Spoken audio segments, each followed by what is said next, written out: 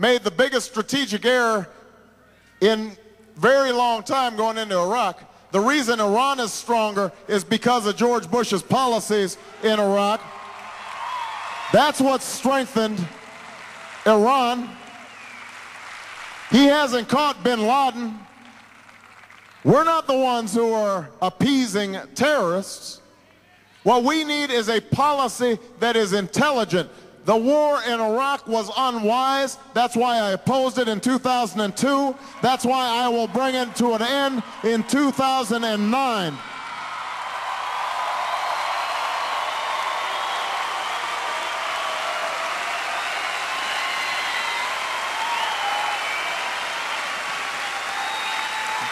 But you know, there is something that we can afford to still get right, and that is how we treat our troops. It is a disgrace to see the conditions at Walter Reed, down at Fort Bragg. We've got to train our troops properly, equip them properly, put them on the proper rotations so their families aren't burdened by 3 or 4 or 5 rotations. And we've got to treat them properly when they come home. No more homeless veterans, no more begging for disability payments, no more waiting for hours in the VA.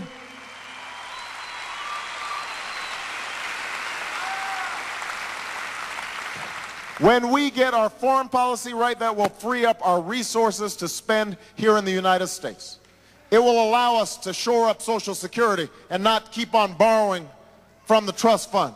It will allow us to reinvest in our science and our technology that are going to be the keys to a long-term economic future. That's what's going to release our energy. But what is also going to be true is that we will then repair the damage that's been done all around the world. Imagine if we go around the world and we say, you know, yes, we're going to lead hunting down terrorists, but we're also going to lead in trying to lock down loose nuclear weapons. We're also going to lead in helping poor countries deal with poverty and deal with lack of education. And we're going to bring an end to the genocide in Darfur, because that's an obligation that we have.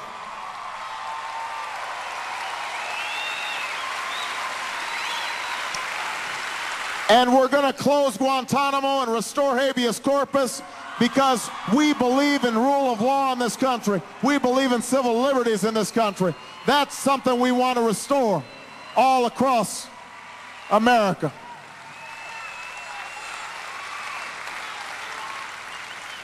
This is what's possible. But we're going to have to come together. We're going to have to come together, Democrats, but Democrats, we're also going to have to reach out to independents and Republicans. You know, there's no monopoly on wisdom in one political party. Not everybody's right all the time, and not everybody's wrong all the time. And one of the things that this primary season has taught me is, you know, during the course of this contest, you know, I'm very proud of the fact that we started with the idea we're going to run a positive campaign.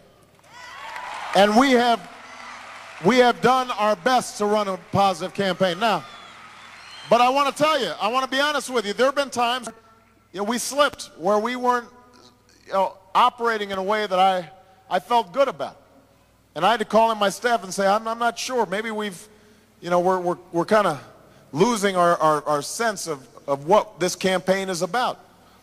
Because when you end up getting in these tit-for-tat arguments, back and forth, you know, negative attacks, he said this, they said that, then we lose sight of what this election has to be about.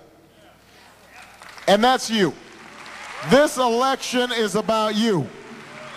It's about your struggles. It's about your hopes. It's about your dreams. You know, it's about the single mom that I met who couldn't figure out, despite working 2 jobs, how to get health insurance for her family. It's about those workers that I meet who's, after working 20, 30 years, suddenly the rug's pulled out from under them, the job's shipped overseas, and they lose not just their health care, not just their pension, not just their income, but they lose their sense of place. They lose their sense of dignity. They lose their sense of their ability to support a family. You know, that's what this election's about. This election's about the child in the inner city who can't even imagine graduating from a college because he doesn't know anybody in the community who's ever gone to college and whose schools are crumbling. And this election's about Indian country. And what you see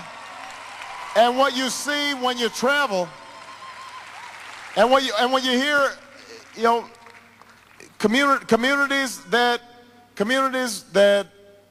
oftentimes have been betrayed, and people who've got no sense of how they can dig their way out of poverty despite the richness of the culture, despite the richness of the traditions, because for so many years promises have been broken and commitments have not been met.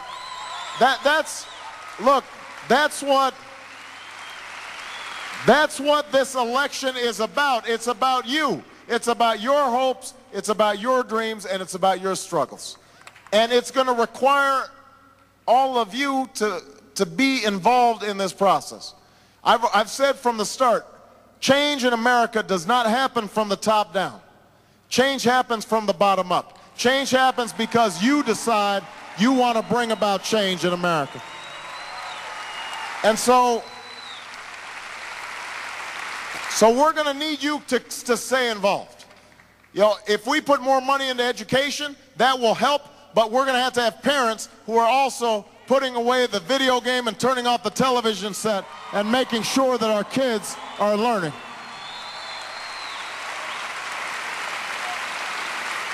We're going to have to have employers who are invested in their employees. We're going to have students who are willing to go and work on a reservation and take their education and give it back. We're going to have young people who are willing to serve as doctors in underserved rural communities. We're going to have this entire country get back to the notion that I am my brother's keeper and I'm my sister's keeper. I am not in it just for myself. I'm in it because I want to build America. That's what this election is all about. That's our chance to return to a sense that we are not divided by red states or blue states or black or white or Hispanic or Asian or Native American. We are a United States of America. That's what this election is all about.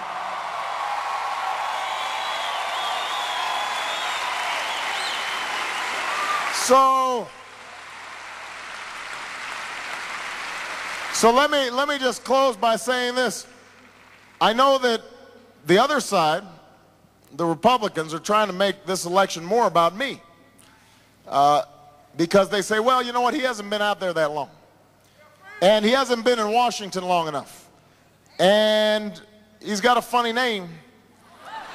And, you know, we're not sure about him. And, you know, he hasn't been vetted enough. They're trying to make you afraid of casting your vote for change. But let me just say this. I don't mind them making this election about me. Let me tell you about me just real quick. I was born to a teenage mom. My dad left when I was 2. I was raised by a single mom and my grandparents. My grandparents grew up in small towns in Kansas. And they didn't have a lot of money because they grew up during the Great Depression. And my grandfather went, after Pearl Harbor, joined Patton's army and marched across Europe. And when he came home, while my grandmother stayed back and worked on a bomber assembly line while she was taking care of that baby that had been born at Fort Leavenworth.